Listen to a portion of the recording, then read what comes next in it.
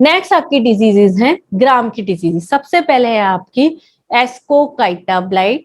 Ascochyta blight का causal organism है ascochyta rabi. Okay, ascochyta rabi ascomycetes की फंजाई है। इसका वो है ग्रुप, वो है एस्कोमाइकोटिना।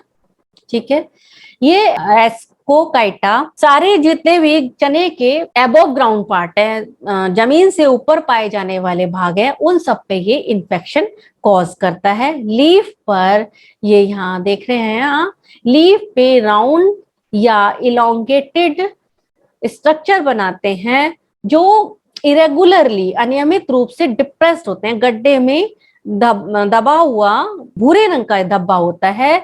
इसमें रेडिश ब्राउन कलर का मार्जिन होता है। इसमें नहीं, क्लियर नहीं दिख रहा है, बाद में आगे दिखे, इसमें दिख रहा है। यहाँ पर ये जो मार्जिन है इसका रेडिश ब्राउन कलर का होता है। ये आपका धब्बा है ब्राउन कलर का जो डिप्रेस्ड है, हल्का सा बीच में ब्राउन स्पॉट। सेम लीफ के से जैसे स्टेम पर पड़ते हैं और इसके पॉड्स पर भी पड़ते हैं। और इसके पॉड्स का जो कंसेंट्रिक सर्किल है, यहाँ पर जो डिप्रेस्ड वाला सर्किल है, कंसेंट्रिक रिंग्स वाला सर्किल है, इस पे ब्लैक कलर के डॉट्स पाए जाते हैं जिसको कि कहते हैं पिक्निडिया। ये देखिए, इन जो करने ये सर्किल हैं, इनमें यहाँ पर पिक्निडिया ये हैं पाए जाते हैं। यहाँ पर देखिए, यहाँ पर देखिए,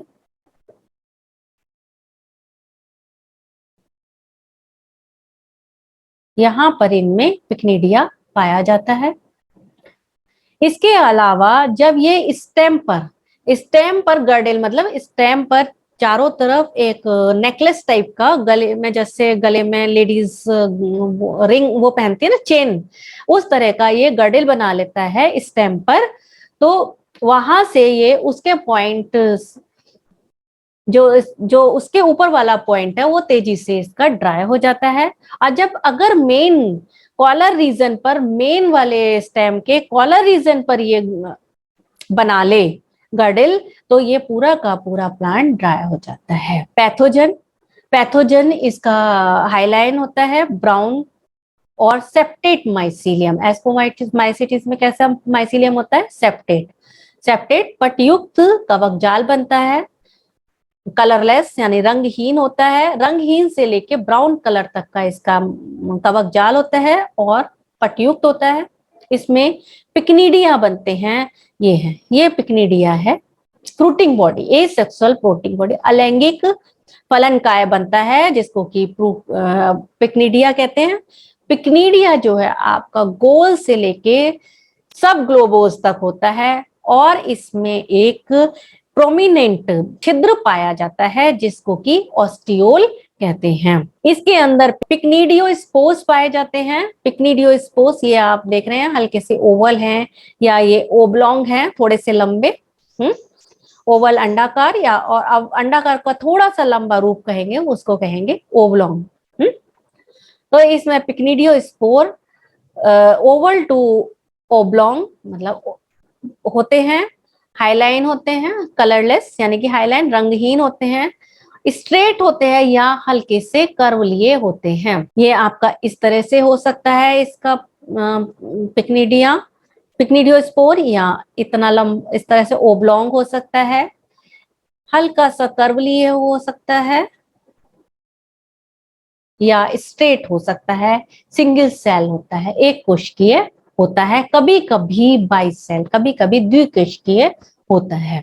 इसके लिए अनुकूल दशाएं क्या होती हैं? अनुकूल दशाएं हाई रेनफॉल, फ्लावरिंग के टाइम में रेनफॉल बहुत ज्यादा हो, टेम्परेचर 20 से 25 डिग्री सेल्सियस हो और ह्यूमिडिटी लगभग 60% हो, तो ये इस डिजीज को फेवर करेंगे। ये पैथोजन ही का एक और स्लाइड है ऐसी सेम। इसका एसेक्सुअल मैंने बताया पिक्निडिया होता है और सेक्सुअल इसमें सीडोथीसिया बनते हैं। ठीक है, एसेक्सुअल स्पोर इसमें पिक्निडियोस्पोर बनते हैं, सेक्सुअल स्पोर इसके एस्कोस्पोर बनते हैं। एस्कोमाइसिटीज है तो सेक्सुअल स्पोर कौन सा बनेगा? एस्कोस्पोर का। ये जनरल सी बस डिजीज साइकिल, लाइफ साइकिल बता दी है। ये लीफ में लीजन्स बने या यहाँ से डिजीज शुरू हुई, इसमें पिक्निडियो बना, ये इसके डिजीज के पोर्शन है। यहाँ पिक्निडियो बना, पिक्निडिया बना, पिक्निडिया से पिक्निडियोस्पोर मिला बना।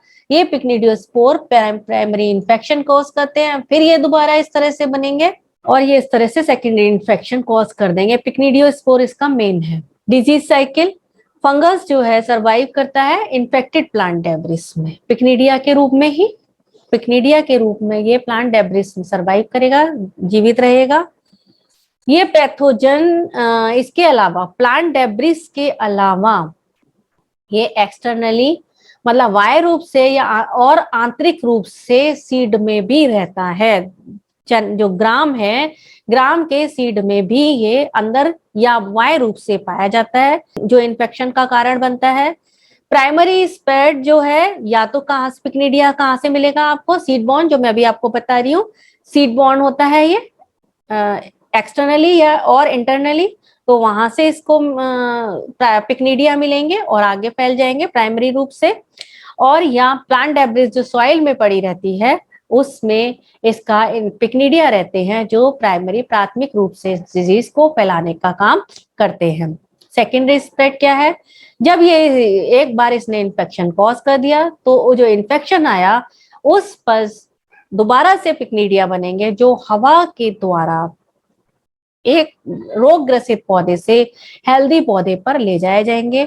या अगर उस समय बारिश हो रही है तो बारिश की बूंदें जब प्लांट पर पड़ती हैं तो वो छलकती हैं, तो उसी के साथ पिक्निडियोस्पोर बूंदों के साथ उछल के हेल्दी पर पहुंच जाते हैं, हेल्दी प्लांट्स पर पहुंच जाते हैं और डिजीज कॉज करते हैं। इसका मैनेजमेंट क्या है, इन्फेक्टेड प्लांट डेब्रिस को रिमूव करना है। खेत में से जितनी भी संक्रमित प्लांट की डेब्रिस है, पौधे की डेब्रिस है, उसको हटा के उसको नष्ट कर देना है। बीज को थीरम 2 ग्राम या कार्बेंडेजिम 2 ग्राम या थीरम और कार्बेंडेजिम के रेशो को 1:1 के रेशो में 2 ग्राम पर केजी के हिसाब से सीड को ट्रीट करना है, बीज को उपचारित करना है। 40 से 50 डिग्री सेल्सियस पर सीड को एक्सपोज करो, जैसे मतलब 40 से 50 डिग्री सेल्सियस का ट्रीटमेंट दो सीड को, जिससे कि जो एस्कोकाइटा फंगस है वो 40 से 70% कम हो जाती है। कार्बेंडेजिम को 500 ग्राम पर हेक्टेयर या क्लोरोथेलोनिल 1 किलोग्राम पर हेक्टेयर से छिड़काव करें। क्रॉप रोटेशन, अनाज की फसलों के साथ फसल चक्र को अपनाएं।